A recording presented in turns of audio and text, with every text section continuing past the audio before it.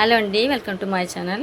ఈరోజు నేను రోటి పచ్చడి చేస్తున్నానండి. గోంగూర రోటి పచ్చడి చేస్తున్నాను. ఇవ్వండి, ఆయిల్ వేసుకున్నాను. కళాయి పెట్టుకొని ఆయిల్ వేసుకొని జీలకర్ర, ధనియాలు, ఎండుమిర్చి, పచ్చిమిర్చి వేసుకుందాము. ఇది నిల్వ పచ్చడి కాదండి, వెల్లుల్లిపాయలు వేసాను. పచ్చిమిర్చి, ఎండుమిర్చి కూడా వేసుకున్నానండి.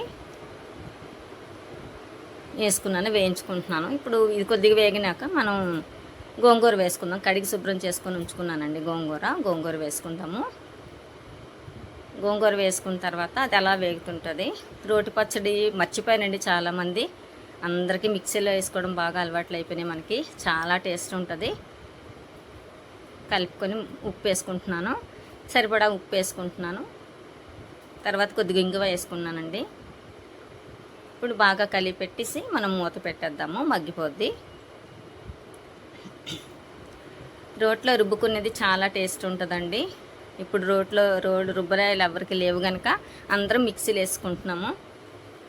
రోట్లో చాలా బాగుంటుందండి, టేస్ట్ ఉంటుంది. అయితే పచ్చి ఉల్లిపాయ కూడా నేను వేసుకుంటున్నానండి, చాలా బాగుంటుంది. ఒకసారి మీరు ట్రై చేయండి. అసలు ఇదిగోండి, మగ్గిపోయింది. నేను మగ్గిపోయిన తర్వాత తీసి నేను రుబ్బరాయిలో రుబ్బుకుంటాను. చాలా బాగుంటుందండి రోటి పచ్చడి గోంగూర. ఇదైతే నిల్వ పచ్చడి కాదండి, అప్పటికప్పుడు చేసుకుని తినే పచ్చడి ఇది. అందుకే పచ్చిమిర్చి వేసాను. స్టవ్ ఆఫ్ చేసుకున్నాను. రుబ్బరాయి కడుక్కొని క్లీన్ చేసుకుని ఉంచుకున్నాను. ఇదిగోండి, రుబ్బుకుంటున్నాను.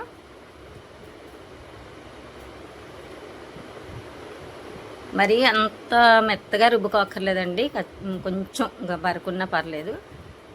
రుబ్బరాయిలో రుబ్బుకుంటున్నానండి. రుబ్బేసుకున్న తర్వాత మీకు తర్వాత మళ్ళీ చూపిస్తాను. ఉల్లిపాయ ముక్కలు కట్ చేసి పెట్టుకున్నాను, అవి లాస్ట్కి వేసి కొంచెం దంచుకుందాము, అదే రుబ్బేసుకుందాము. నేను ఇప్పుడు గిన్నెలోకి అయితే ఇవి తీసేస్తున్నాను. గిన్నెలోకి తీసిన తర్వాత ఉల్లిపాయలు రుబ్బుతానండి. చాలా సింపుల్ అండి, చాలా టేస్టీగా ఉంటుంది. సింపుల్ రెసిపీ, అసలు ఎవరైనా చేసుకోవడానికి వీలుగా ఉంటుందండి.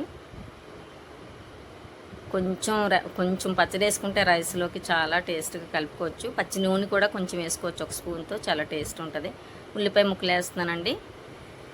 ఉల్లిపాయ ముక్కలు కొద్దిగా అలాగా చేసి కచ్చబచ్చగా చేసి మనం పచ్చడిలో కలిపేసుకుందాము.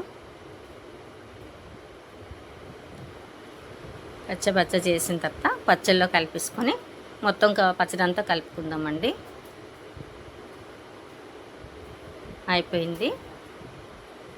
ముందు నేను పక్కకు పెట్టుకుని పచ్చడి ఇది కలిపి మొత్తం కలిపేసుకుందాము.